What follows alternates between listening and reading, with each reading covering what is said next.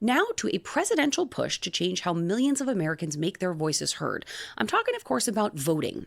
President Trump recently fired off a very lengthy Truth Social post saying that he wants to restore honesty to the 2026 midterm elections.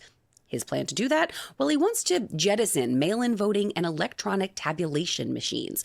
Trump brands those machines as, quote, highly inaccurate, very expensive, and seriously controversial. But the president didn't offer any sort of evidence to support those assertions. The majority of municipalities actually already use paper ballots, which are then fed into a machine for counting, and they have several stops along the way to ensure accuracy.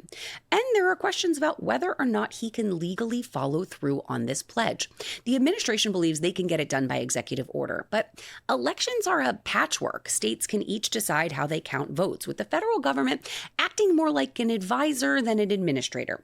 And judges have already nixed administration plans to invalidate mail-in ballots that are postmarked by Election Day, but delivered after the polls close.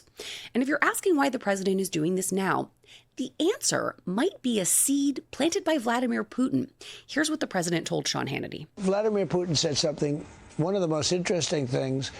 He said, your election was rigged because you have mail-in voting. He said mail-in voting, every election. He said no country has mail-in voting. It's impossible to have mail-in voting and have honest elections.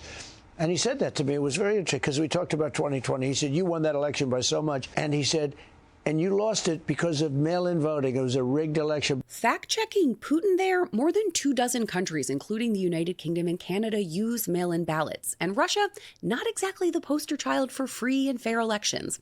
At any rate, the president suggested he wants this change in place for the 2026 midterm elections.